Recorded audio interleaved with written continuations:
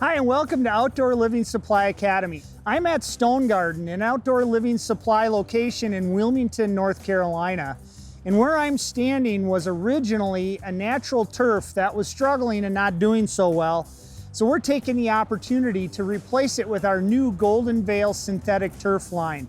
So we're going to do an installation overview of the Golden Vale synthetic turf. So let's get started by talking about the tools that you'll need to create a successful synthetic turf installation. Obviously, you'll need some basic hand tools like shovels, rakes, brooms, tape measures, and especially make sure you have some good compaction equipment, as compaction of the subbase and bedding layer are crucially important.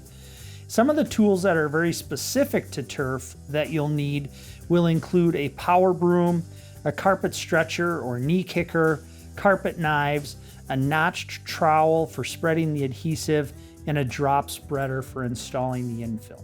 So how we got to this point right now is we started with the original area, we removed the existing turf, and we excavated down about 4 to 6 inches. Then with this, we have our original rock perimeter, but we wanted to have a more clean line for the edging of the turf. And so we used a bender board material that we installed along the inside. And this is a plastic composite, extremely flexible, so you can get really tight radiuses with it. When installing the bender board, there's a few things that you need to take into consideration.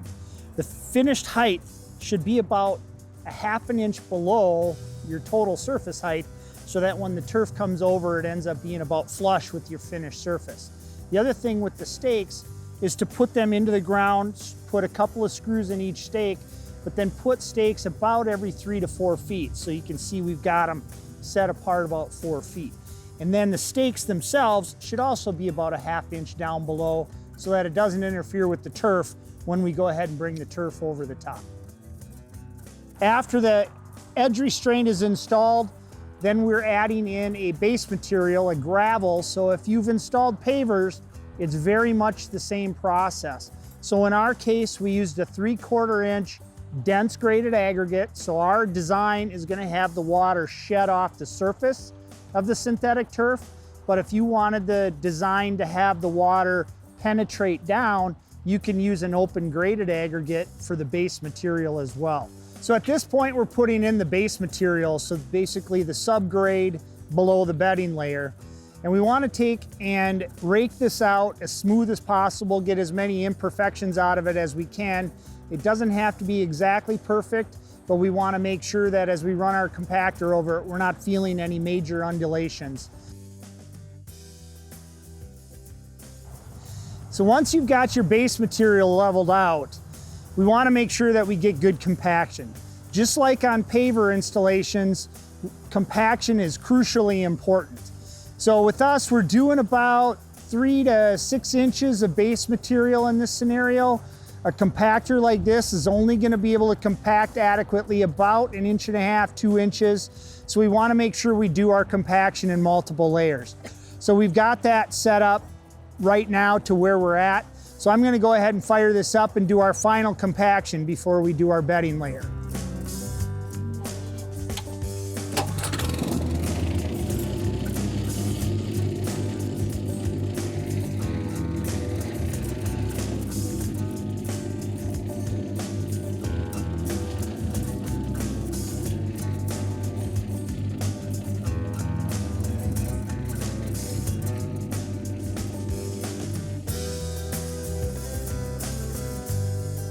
So with the base material installed and the final height about 1 to 2 inches below the bender board, our next step is to install the bedding layer.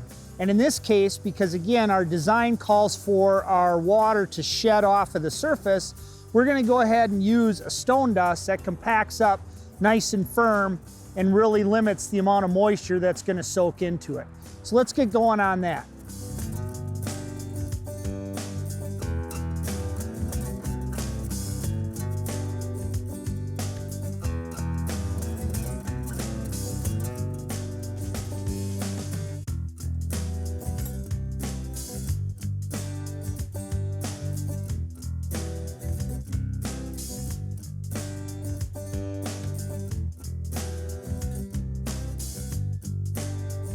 So we've gotten to the point now where I've got the bedding layer installed.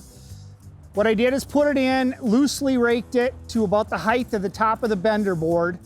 I've got some minor undulations. This area doesn't have to be perfect. My next step is to go ahead and compact this, make sure that we've got really good compaction on that. And then I'm gonna come back in and do a finish layer on the bedding layer, kind of knocking down any significant high spots, filling in any significant low spots, and making sure whatever surface is on here is gonna be nice for our synthetic turf. The other thing we did in this particular application is the center of our area is actually slightly mounded. That's gonna give us our drainage off the edges in basically all the directions. And so we wanna make sure as we're raking this out, we continue to maintain that center as being high in this application. So let's get going with the compaction and we can finish this off and get it ready for turf.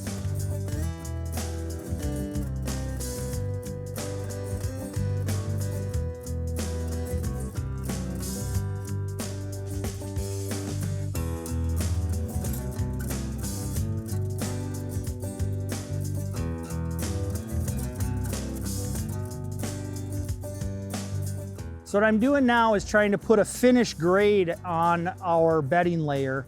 And this is a really important step because really whatever you get this to look like is kind of how your turf is gonna be.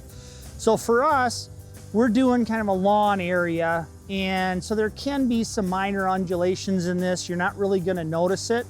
But if this was a putting green, we'd wanna spend significantly more time in this step because we need to make sure the putting green is perfect so that we get a true roll on the ball. So you'll notice as I'm raking, it's not just pulling one direction. What I'm doing is I'm pulling through, I'm looking for high spots and looking for low spots.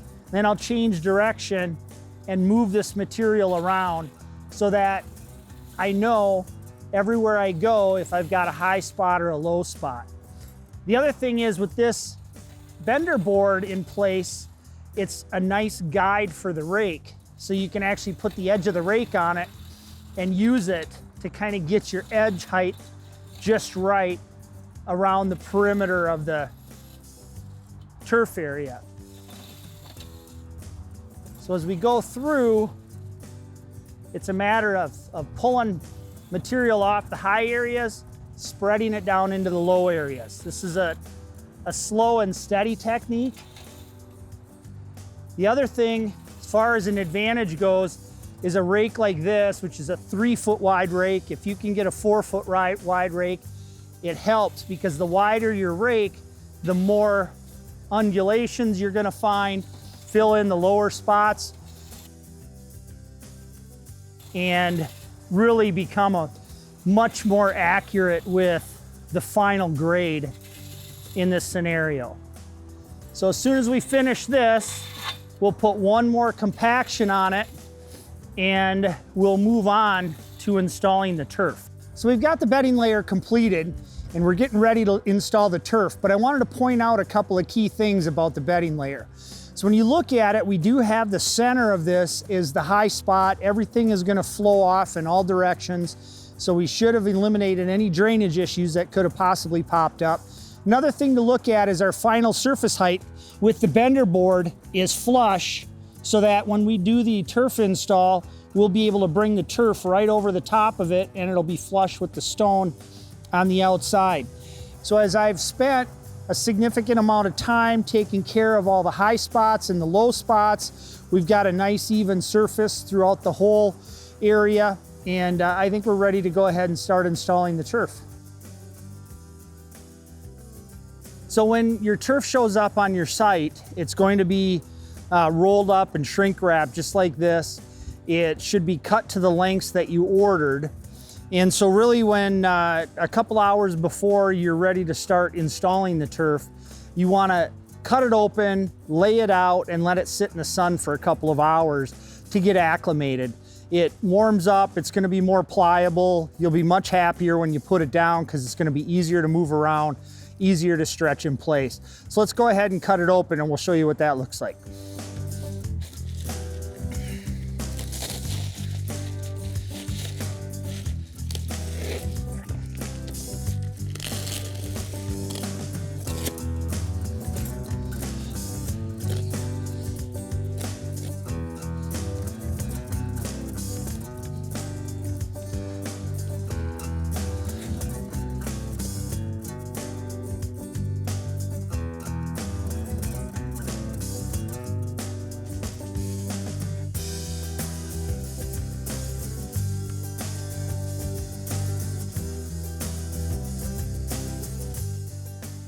So we're at the point now where we're gonna start to put our turf down and prep for the seaming. We've had our turf sitting out in the sun for a couple of hours, so it's acclimated to the climate around it. Should be easier to use, a little bit more flexible. And so we've got it unrolled out on our turf area. But the one thing that the turf comes with is what we call a salvage edge, and it's just an excess of the underlayment from the turf. So we want to cut that off before we do any seaming.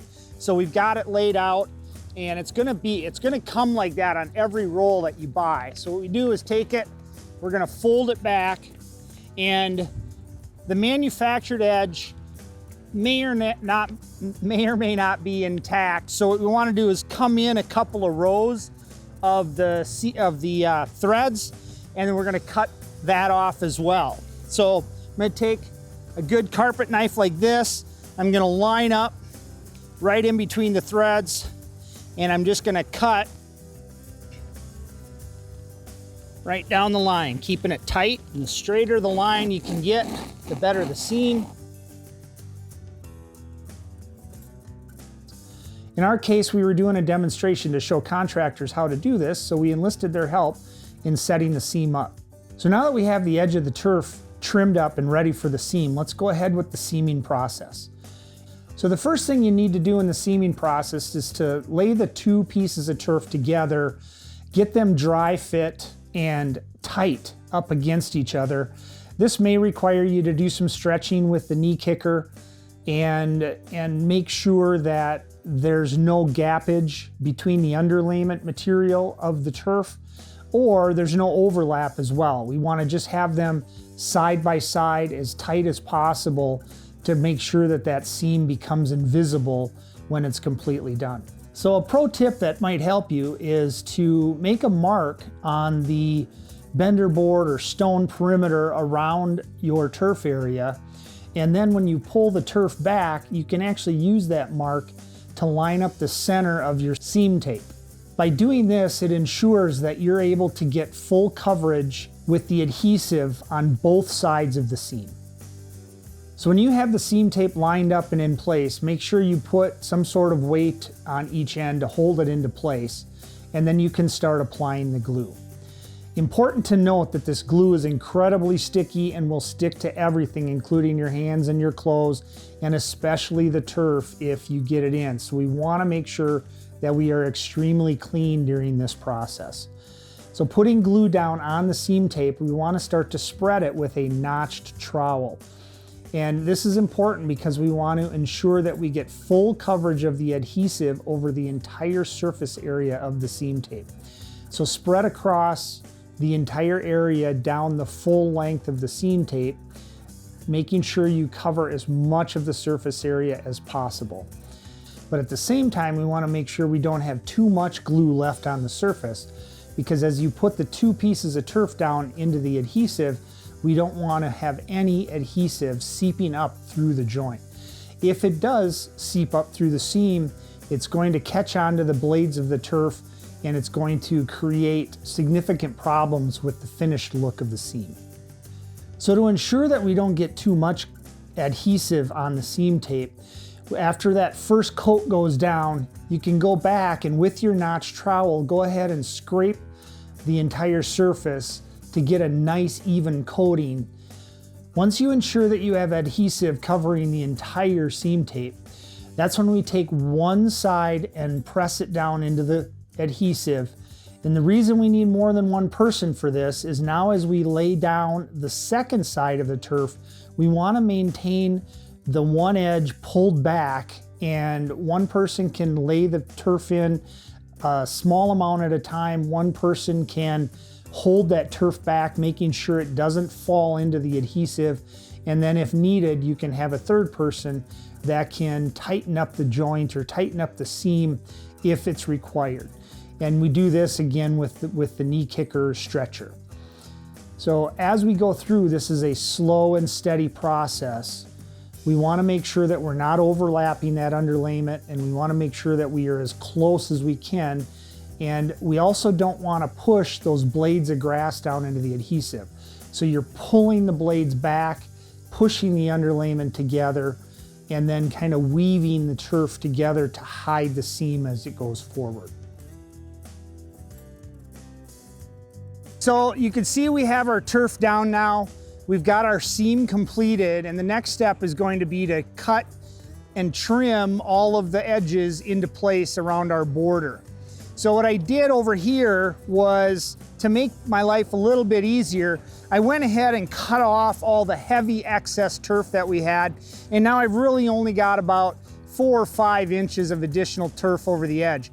This is going to give me a much easier time pulling it back and doing the detailed cutting that has to be done for this next step. So let's take a look, see how we do that. So you can see I cut all that excess off and I only have a few extra inches. What that allows me to do is fold this back very easily. Just take about, I don't know, 6 to 8 inches and cut relief cuts in. And now, in order to do this detail cut, I only have a few inches at a time. Come in right up next to the rock. This is kind of a visual, you know, I'm not measuring, just using the stone to guide. And I cut those few inches off, and I can tuck that black underlayment down, and it holds into place. The next step after that will be to come in and screw this, and we'll talk about that in a little bit. But for now, just kind of see how this works. Fold it back.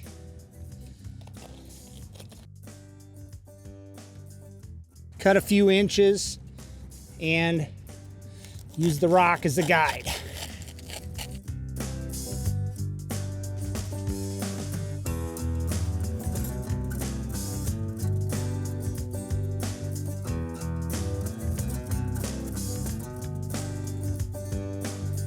So now that we've got all the trimming done around the perimeter, I'm going to go back and seal in the edges with these 3/4 inch lath screws. We're going to go through the turf down into the bender board, and that's going to secure the edges so that we don't have any lifting if we have high winds or anything like that.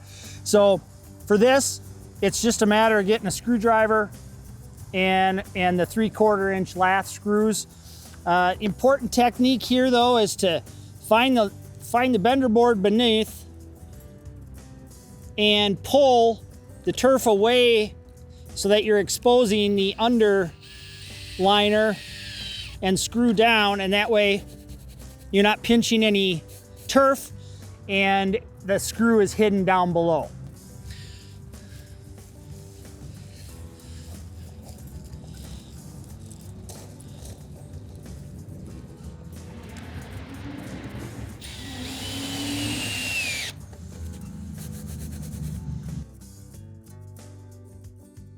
So when considering a Golden Vale synthetic turf installation, you want to think through the whole process ahead of time.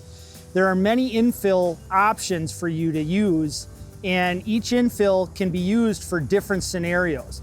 So over here we've got basic silica sand, typically available in white or black, can be used across just about any installation, but with utility areas and such like that, it's probably your best option because it is the least expensive. Next to that, we actually have another silica sand, but it's been coated in a green coloring. And this really helps when you're doing putting turfs, for example, where the silica sand is going to be filled pretty close to the surface. With the green coloring, you're really not going to notice it a whole lot. And the Zeofill is great for pet areas when you have several pets or large dogs, or maybe it's a pet daycare type application, because Zeofill helps to break down bacteria caused by the dog waste and can also have an odor blocking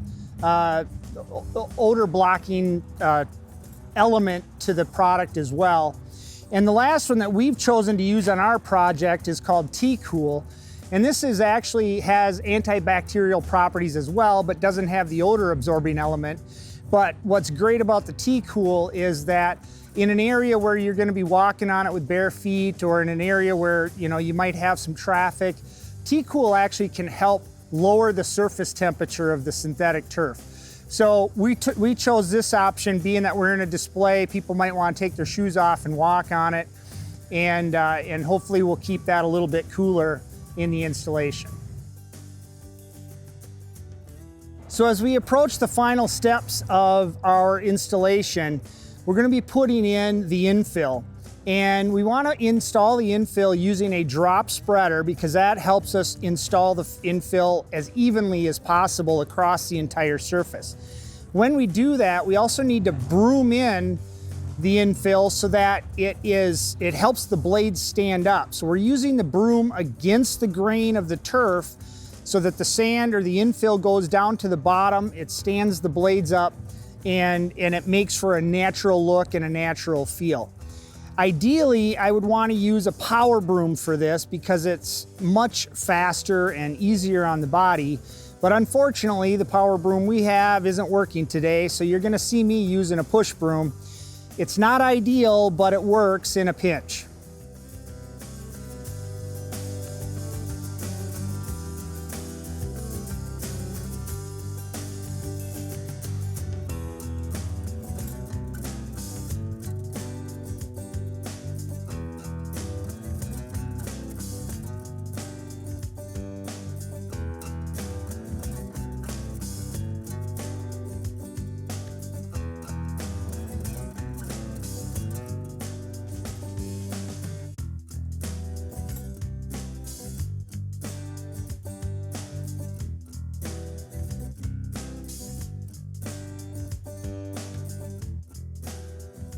Well, here it is, our completed synthetic turf installation.